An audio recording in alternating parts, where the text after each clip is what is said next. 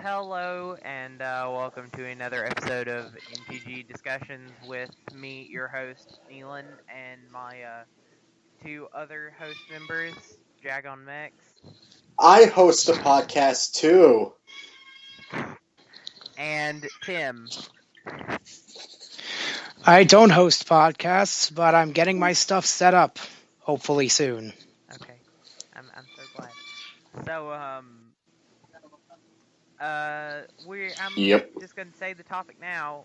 The first Story Archive episode of Shadows of Innistrad was released yesterday or earlier today. I don't remember which. Yeah, earlier today. Well, I saw it in my news feed in the morning.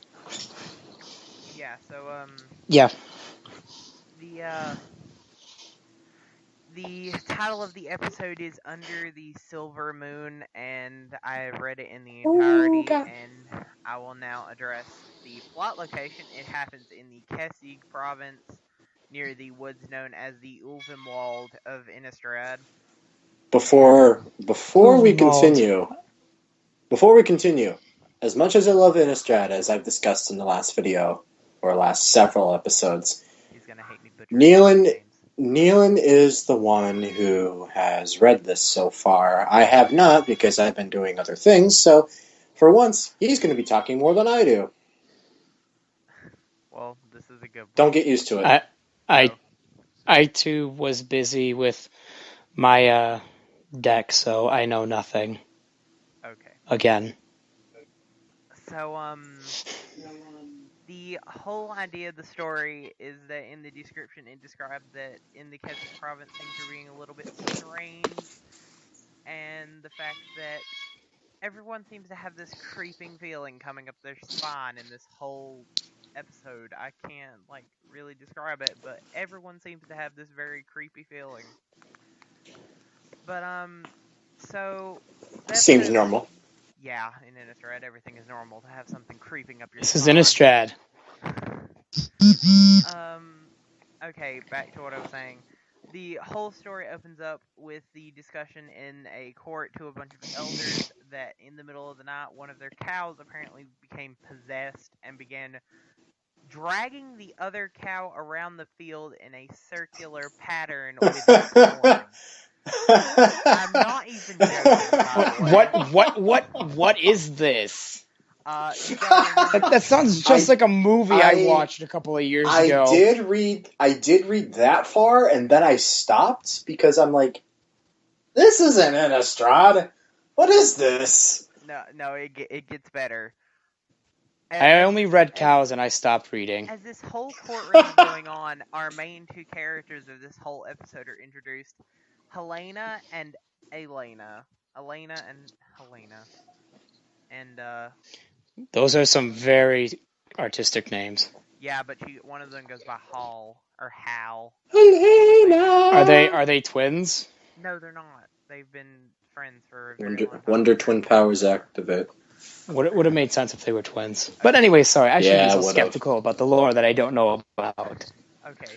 I actually understand. Skeptic Hunter activates. I actually skim-read this before I actually read the entirety of the thing.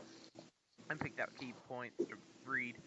But, apparently, the Helena and Elena believe that a lycanthrope is responsible for the attack, and not the actual other cow. So they think all of a sudden werewolf cows are a thing. Oh no, they believe that their cow became possessed. They believe that the war put on the town failed, and spirits got in and possessed their cow. I'm not even joking. No, I can understand the spirit aspect, but Innistrad isn't known for things that bizarre. No, especially with cows chasing other cows. That sounds like something off the Kamigawa block. Hey. Okay. I see what you did there. I don't like that block. I don't like that block at all. In the middle of this courtroom, all thoughts are interrupted when a character, I don't remember who, actually, bursts into the room yelling that there's been a murder, and Now it sounds like Innistrad.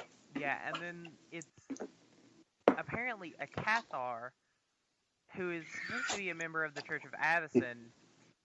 The murder took place in their room because they're the only two people staying in the actual inn. And it's him and his wife. Oh boy.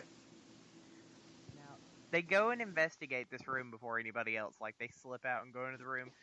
And they find some very disturbing things in the room. They find a pool of blood, overturned chairs, and strangely enough, they find a chair in the closet with straps on it. As if So it's somebody torture. they like restrain themselves in the closet.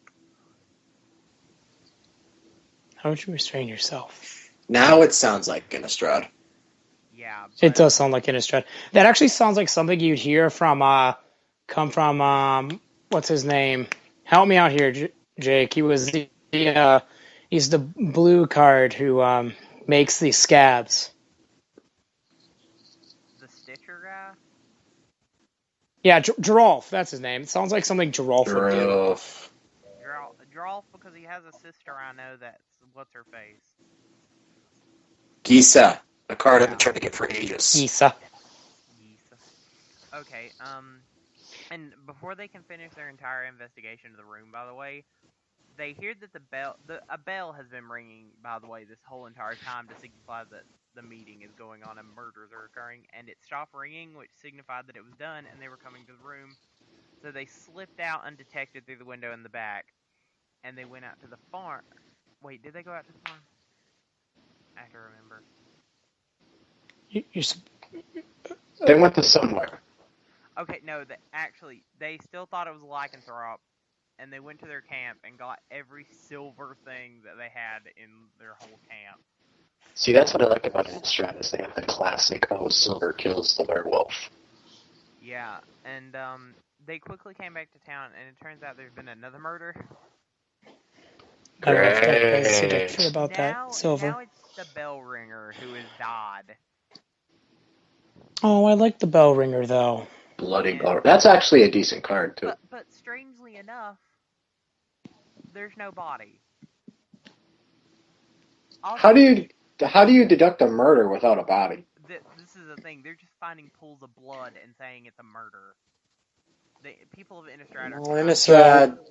Innistrad never had the brightest Did they have a body from the last murder, then? Oh, no. They didn't have one Hang on, that one either. Let me put that in quotes. Quote, murder. Here's a strange one for you. Whenever that cow drug the other one around the freaking circle, in the field, they found bones left behind from that one. Like something had ate it. Sounds like the work of a zombie. Oh, no. Here's where it gets crazy. Zombies are fun. I still think it's lycanthrope. Kidding. Nope. Well, they actually find tracks that go into the woods that start out as like boot prints, and then turns to footprints, and then turns into full-on lycanthrope footprints.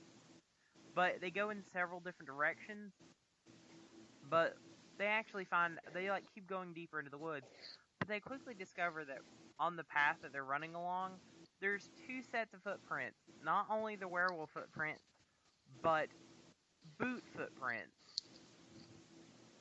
As in somebody following the werewolf, or the werewolf following somebody else.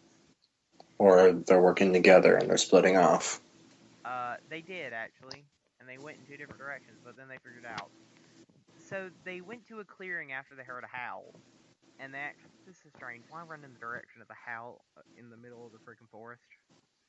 Kessig is home to idiots. I thought you said howl as in like the person. Howl's moving castle. But, Kessig doesn't have the brightest humans. But, Kessig really does not. They were easy to feast upon.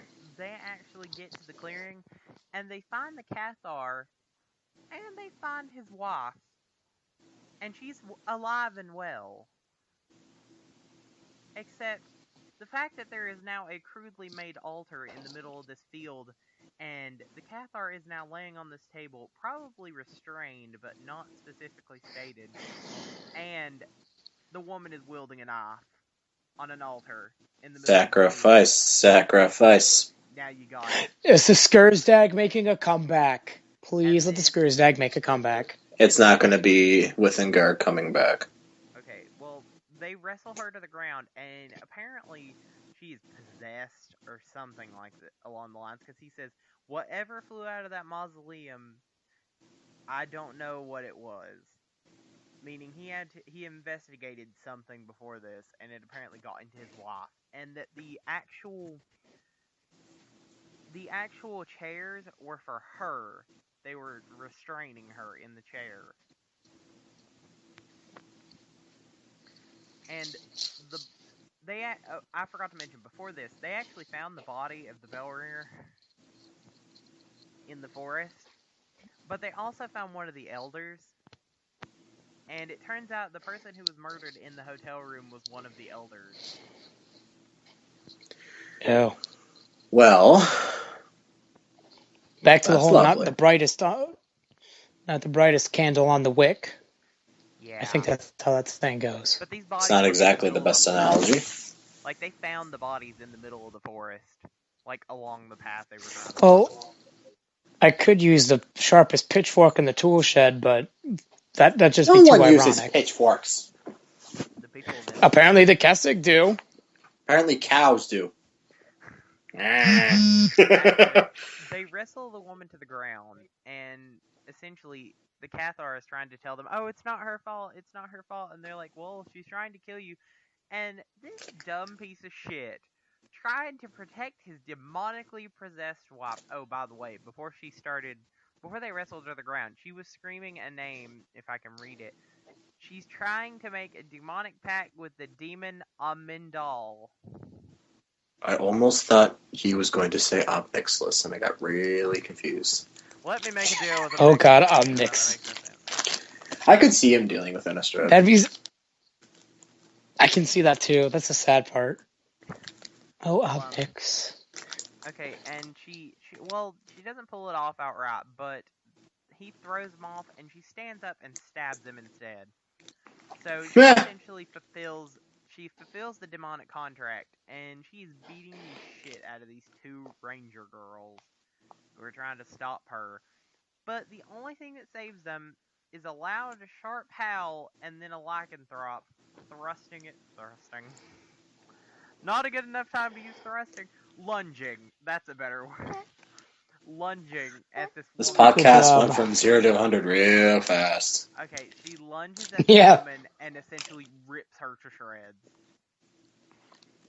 I'm okay with this. Yay, werewolves are back. Or it's a wolf here. Oh, wait, no. Essentially, they have to stab it, and they finally kill her, so the demonic contract is broken and everything. And suddenly this werewolf walks up to them, but then from the trees, multiple ones come out. But here's where the plot goes from 0 to 100 real quick. Implying it already hasn't. Hey, that was our line. This werewolf, he turns back into a person in the heat of battle right in front of them. And it's just a girl with long brown hair and silver-tipped hair. New wafu material for those freaks. And she turns around, and she must be like the leader of this pack, but signals them to all leave, and they do. Are you considered one of those freaks? Depends on how good her card is.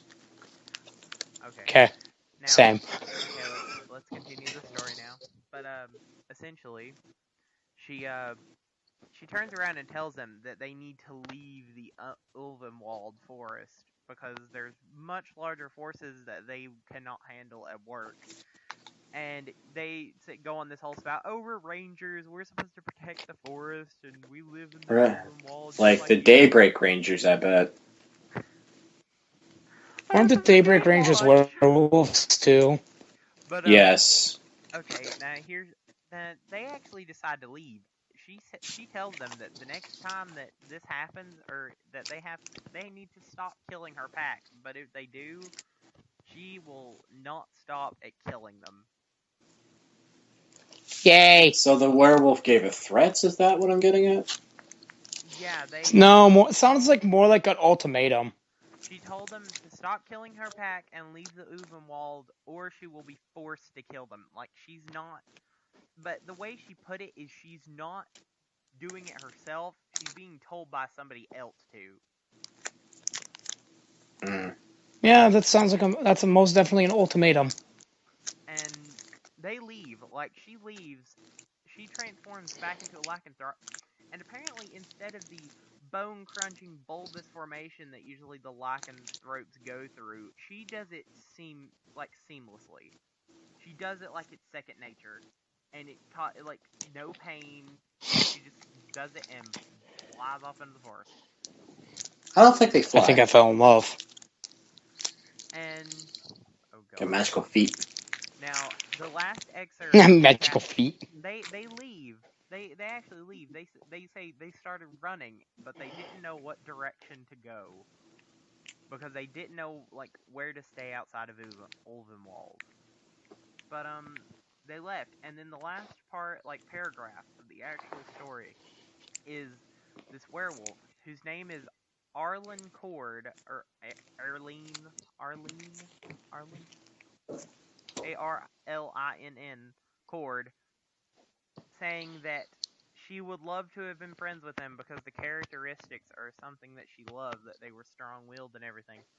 But in this life, she is not allowed to have friends.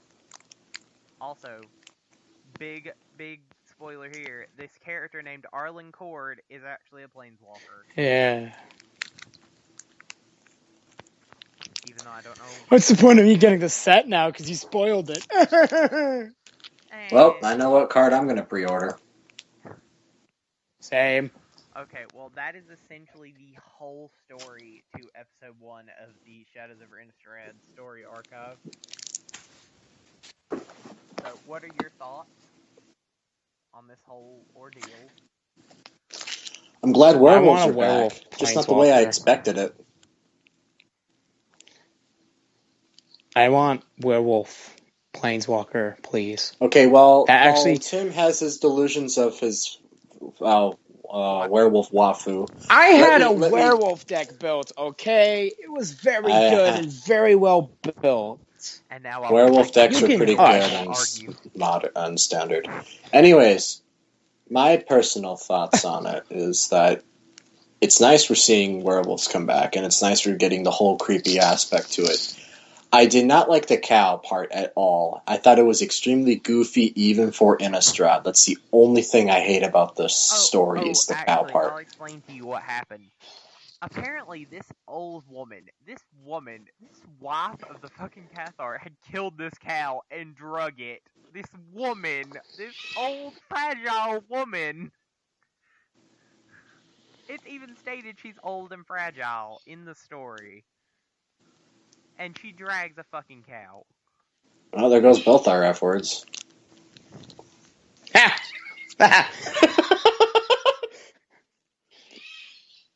Dang it! Whatever. It's a podcast. Yeah, but I've heard worse. Yeah, it's only a million people, only 24 viewers seeing this. No big deal, right? Okay. Here's We're all 13-year-olds who just got into Magic. Here's the important part. Hey, those are 24 viewers that we need. I love our 24 viewers. You 24 viewers out there, I love you.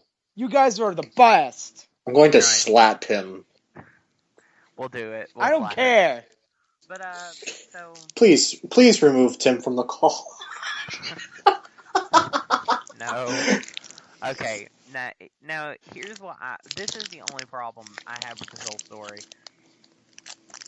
It seems that the werewolves are now tasked with hunting down people who are making demonic contracts. Which is completely off of what a werewolf does. Because in the story, she even states she's been hunting down the Cathar wife for ever, trying to find an opening to kill her because she knew that she was going to make some demonic contract. It really does not sound like a werewolf thing, even if Avacyn were to be controlling them. Oh, that's also another thing that's brought up in this story. People are beginning to despise Avacyn. They're despising. I knew it. They're learning. Avacyn's going to die. They make fun of the people that are protected by her. They're saying that they're weak because they believe that being protected by Avacyn will protect them from everything in the world. I still kind of wish the Skurrzdag would come back. Okay, well, really that's all I got, but Avacyn wasn't mentioned a lot in this chapter, but I feel like she'll be mentioned in the next one a lot. I would like to just say, I don't care if Withinger and Griselbrand are dead, but like I'm just saying, I think it would be nice to see a brand new cult coming into play. Who are you talking? Who's Wolfinger? Are you sure? Do you mean Copofed? Are you what? No, I said Withinger. Oh. Withinger. The demon. Yes, I used to have I that believe. card. I know which one he's talking about. I believe the Skursdag worshipped him. The only two the true demons that I know are Griselbrand and Copofed and Obnixilis. Withinger is Innistrad exclusive. He's a card that he starts as a deck or costs 7 mana put out, costs 1 to equip to the creature, and it gives a +1/+0 to the creature, and whenever it deals combat damage to a target player, you flip it. And it turns into a 13/13 demon with flying, intimidate, trample, and whenever an opponent dies, put 13 1/1 counters on it. I'll look into that. Why'd I give it to my friend? I traded it for a Nisa. Oh my god. Yeah. Was it Nisa Worldwaker. The best Nisa, and the most expensive. What was it? Which one did you trade it for Nisa? Which Nisa did you get? Nisa Worldwaker. Oh, good. The good one. Thank God. Well, not really. I mean, Withinger is still pretty cool, but getting Withinger out is kind of hard. I really just kept it as like a trophy, like, hey, I got Withinger. I'm actually having to look up because I forgot to find the Magic the Gathering, the actual name of episode 2, and I've already forgot it, so I'm an idiot. Well, if there's one thing, one thing I want to point out is what I want to see in the future. There are 2 important characters that we need to see come back because they were very instrumental in the original set for causing the destruction of Thraben. Any guesses?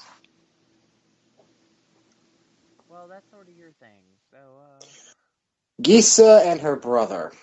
They are the reason that Thraben fell. I want to know, I want to know what happened to those two. Because the last time we've seen them was in the Commander sets, and that's the first time they were printed as actual cards, and they're good cards. Especially that Gisa. Oh my god. Which kind of, actually, now that you actually mentioned it, holy crap. I kind of found it weird that they put them in the Commander decks, but, like, they never really printed a card, so it kind of makes me wonder, are they going to make them come back in Shadows of Innistrad? They did a similar thing with Azuri from the new Phyrexia era, where Azuri is the Renegade leader, where he goes to... And then he turns into Azuri Claw of Progress. Yep. I remember him because I put regular Azuri into my Elf Commander deck. It was nice. Well, I'm Rip. at episode 2, by the way, and I will now tell it to the Yay. audience. Episode 2 is, episode 2, and a gaze blank and pitiless.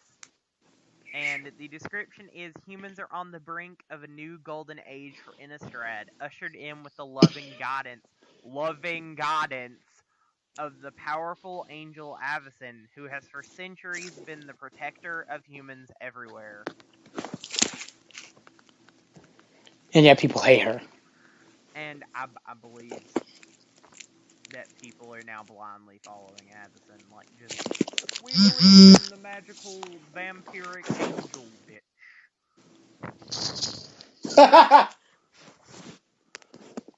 Oh, there goes our PG rating too. We're not PG. We're PG-13. We were never PG.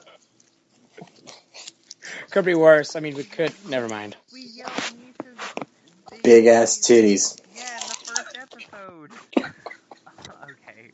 Well, hopefully whenever that gets posted, we'll also do another one of these videos, but it might be only me discussing episode 2 if you two are busy.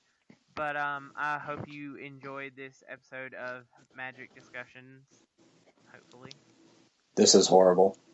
Oh, so sorry. Please return from the war. Hopefully I can get my stuff done, and I might give podcasts a try, but instead of lore videos, I might be doing some tech decks, and I might try my hand at budget decks too, if that's possible with how my frame of mind works. And tune into my podcast where I discuss lore, decks. I'll even record games. And my first podcast I put up was my thoughts on Shadows of Innistrad, which I went more into in depth since it was just me in a dark room alone with no friends. Anyways, thank you for listening. I do not feel any remorse for you. Anyways, Jagon, I feel no remorse. Guess what look I'm giving you right now, Jake? A gaze. Thank you. And pitiless. Yeah. I hate you. Alright. I only kid. I was just, I was bored, and I need to get some content up, and I had a lot of thoughts and angry thoughts about a certain card that someone has. I hope you return from the war. I need to get off the social media for like a month. Yeah. I don't want to return from the war. Hashtag Avis and Crucifixion 2016. Thank you very much for tuning in. Oh, that's horrible. You know what I want to see? I want to see Gisa come back as a card, because I absolutely love Gisa, but I don't own her as like the official card yet. But I want to see one that's good for modern and standard play. We're running low on. All right, guys. I think we drew this out long enough. I think we've tortured our viewers long enough. Thank you, everyone, for tuning into our wonderful, beautiful, and fantastic podcasts. Tune in next time for any more lore stories, and we will also try to link Jagon's and my accounts to see any of our other podcasts in case that tickles your fancy. I upload at least once a week. We upload here anytime, and I don't know about Tim's schedule. Thank you all for paying attention to our voices, and we'll see you all in the next episode. And we are the Guild of Muske-Noobs, and we all love you because we're all losers together. Well, aww. Yes. Au revoir. Goodbye, and have a